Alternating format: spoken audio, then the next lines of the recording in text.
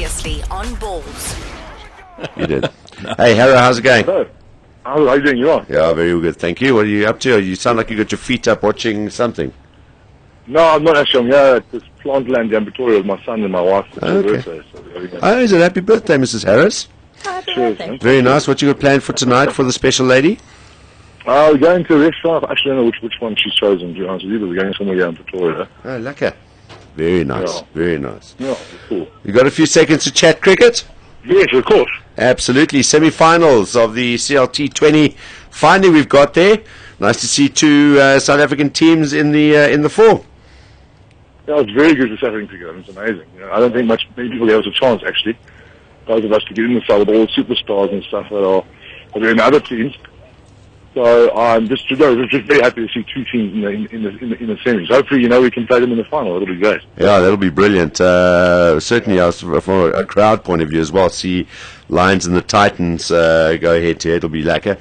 And I suppose, look, knowing the tracks here, the fact that our majority of the players in both of those teams play their cricket here in South Africa, and we've seen that most, except for the Delhi Daredevils, the IPL sides, who people would have sort of thought would be favourites in any T20 competition, battling and not making it through to the semis. So you would imagine that that's a big factor, the fact that they're playing on our tracks, which are more bouncy. Yeah, definitely. And you look at the one team that does have players that can play on quick wickets. Delhi, they're the ones who are through the semis. So they've got guys like Sajardino, who can play anywhere in the world. Kevin Peterson, Ross Taylor.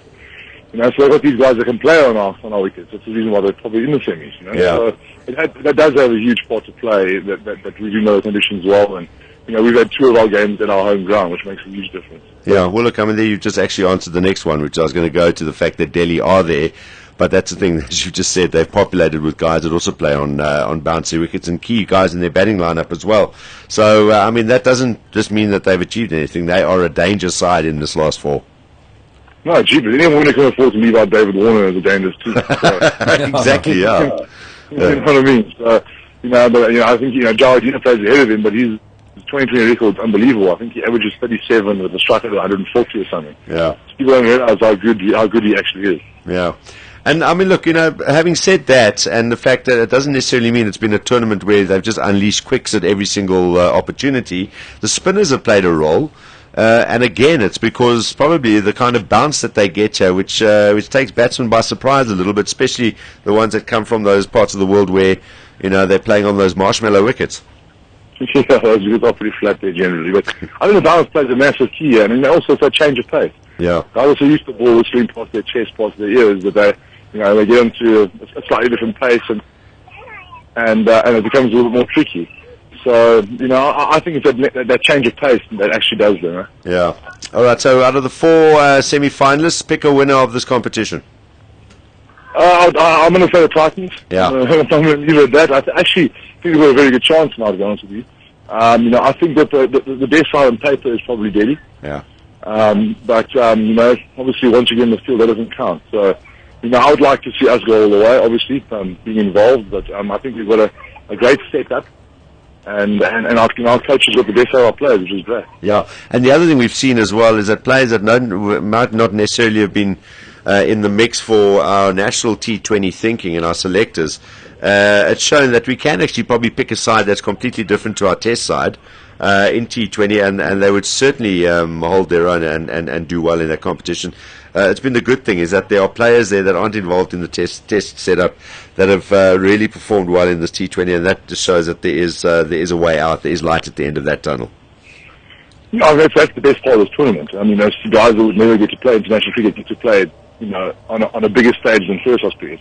Yeah. It still counts as first-class 2020 cricket, but it's not. Yeah. You treat it differently.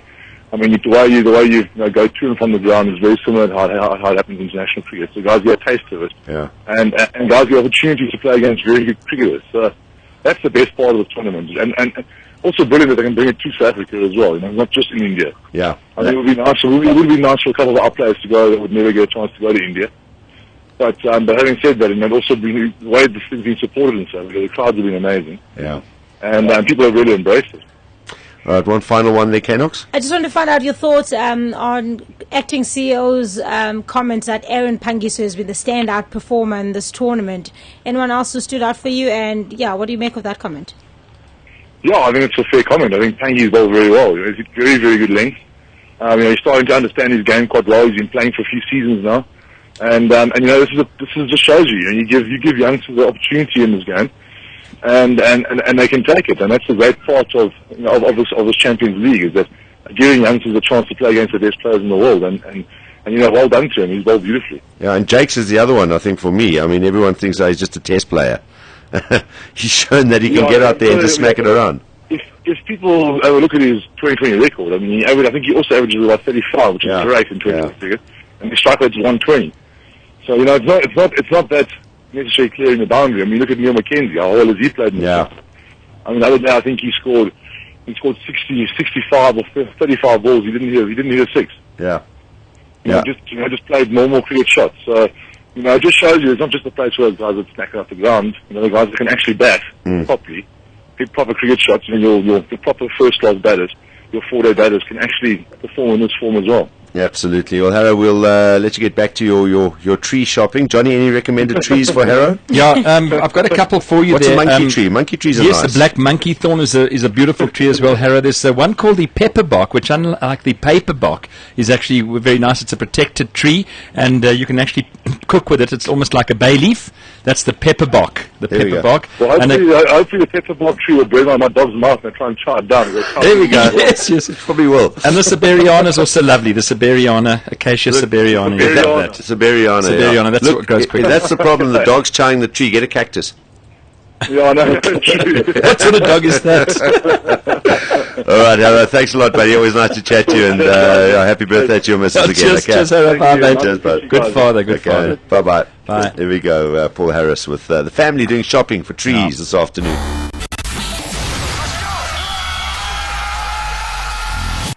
2 p.m. to 6 p.m. Mondays to Fridays live on balls.co.za. Balls.co.za.